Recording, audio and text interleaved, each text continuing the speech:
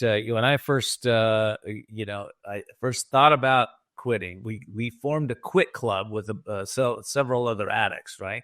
We had no guidance. We had no, we just sat around and, we were trying to, basically you self-willed it to get it done.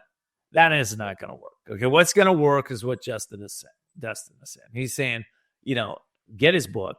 Okay.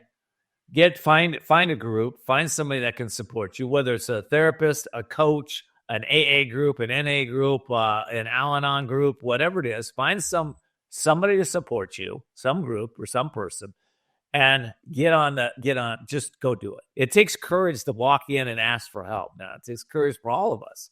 But if you don't step into courage doesn't show up until you step into the unknown, by the way. So if you go, well, I don't have that courage to do that. Well, that's because all you have to do is tell your brain, shut up and take action. Make that phone call, get Dustin's book, do what you need to do today to get that support. And I guarantee you will be on the track. Right, Dustin? Yeah. And only 10% of heavy drinkers, are what we consider the full blown underneath the kitchen sink, grabbing the bottle in the morning, that kind of thing. What I'm really focused on is the 90% of people who drink on a consistent basis and feel like crap. They think they're having this great life. The 10% are more like hospital type recovery programs, and then they can come down to what I'm doing with the 90%. I was living this life, it sounds like similar to you, where I making a ton of money, flying around on private jets, going to these golf courses around the world, doing shots of, tequila on the golf courses and, trying to be cool with the guys and sales and making all this money. And it just caught up to me with addiction, because alcohol is addictive. It's 100% addictive to everybody.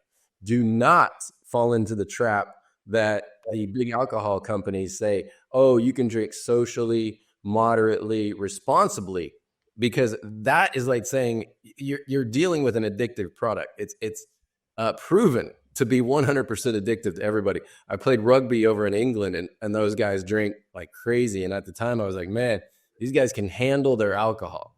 You cannot. They are all now addicted to alcohol. None of them can handle.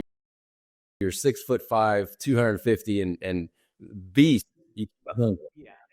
And I think I want to clarify this, okay? So it may look on the surface that somebody's handling their alcohol, and underneath the surface is what counts. I can guarantee you that man or woman is not thinking the way they can. They're not tuning in to what I would say the universal mind of the universal mind, right? I'd say universal mind of God, or the Akashic records. There's a lot of names for this, but listen, thought is not individual. Thought is universal. If you have an alcoholic, or I don't even like that word. If you got somebody's drinking, using drugs, whatever, and they're in Japan and they're doing the same thing over here, I can guarantee you're having about the same thoughts coming into that head, because you're tuning into a database of thought that's right there.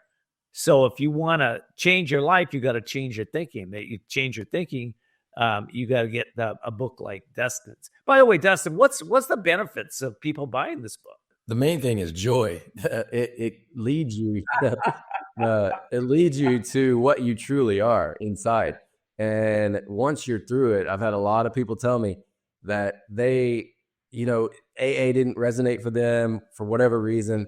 And then they read this and they don't drink anymore. I was just over at my dog sitter's house, and her husband was drinking a bunch. And he was like, I didn't really know that ethanol was alcohol. And that was me too. I had done a lot of studies and everything. And I'm like, oh my God, this is really nasty stuff. This is the byproduct of rotten fruit and vegetables. That is what you say ABV, alcohol by volume. I always say EBV, ethanol by volume. And I'm from Oklahoma, where all these guys got these amazing trucks. They're like $100,000, and they pull up, at the gas station with me, and we're hunting and fishing, doing all this stuff. And they're like, I'm not putting any of that ethanol in my truck. And then we'll go out the field after, and they're just guzzling ethanol in their body, and they're putting it in their brain and tissue. And you know, you're looking at it going, the brainwashing of the alcohol industry has done so well. And then the petroleum industry has done so well at saying how bad ethanol is because they want you to buy real gas. So it's this funny thing. So it's just all these little things in the book that make it where we're uncovering the truth and we're saying this is bullshit. You can do better. Yeah. Well, you know, I mean, there's an old saying that, you know, the truth will set you free. And it's true. And I really like what you're saying. You know, I like the comparison to cigarettes because I've never known anyone that smoked cigarettes that was truthful that didn't say they were addicted. Okay. I don't know anybody like that. And it's the same thing with alcohol, except that alcohol is, you know, it's this, you know, at one point, by the way, when I grew up, cigarettes were, you could smoke them in bars and restaurants. You could smoke them in movie theaters, on airplanes. Excuse me. Yeah. But everywhere. Everywhere, you know, but then people started getting wise, right?